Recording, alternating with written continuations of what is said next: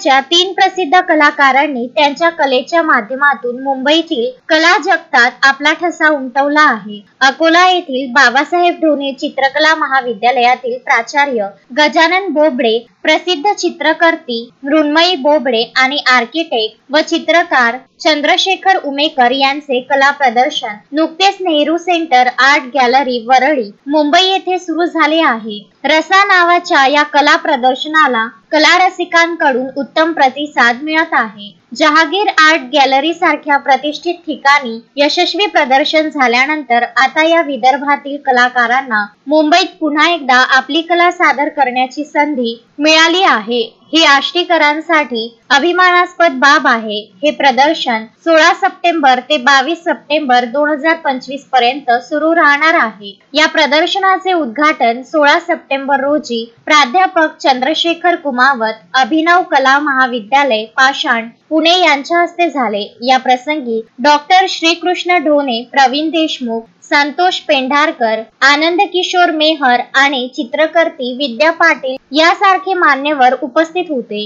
गजानन बोबडे यांनी त्यांच्या निसर्ग चित्रांमधून रात्रीच्या दृश्याचे सुंदर चित्रण केले आहे, तर चंद्रशेखर उमेकर यांची अमूर्त शैलीतील चित्रे योग्य पोत आणि रंगसंगती दर्शवतात। मृण्मयी बोबडे यांनी भारतीय अलंकार शैलीतील कलाकृती सादर करून भारतीय संस्कृतीचे दर्शन घडवले आहे। या कलाकारांच्या यशाबद्दल श्री आर्ट कलावर्ग कला निर्मितीचे संचालक प्रसिद्ध चित्रकार सारंग नागठाणे यांनी शुभेच्छा संदेश पाठविला आहे। आपल्या संदेशात त्यांनी म्हटले आहे की सतत प्रयत्न करत राहिल्यास यशाची दारे आपोआपच उघडतात।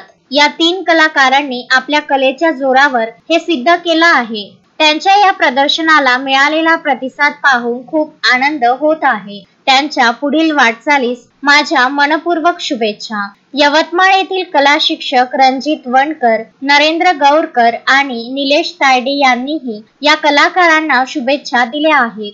Vidarbha news bureau, Amravati. Shraddha family shopping में जाएंगे हम सभी, साड़ियों की नई डिजाइन देखो यहीं से लाएंगे।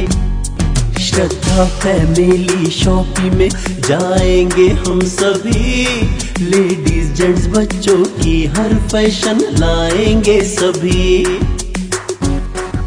फैशन के सफर में आप भी आगे ही आगे बढ़ते चलिए, क्योंकि बिजीलैंड का सबसे बड़ा आलीशान भव्य showroom Shraddha family shopping and mall, बिजीलैंड कॉम्प्लेक्स, नांदगांव पेठ, अमरावती।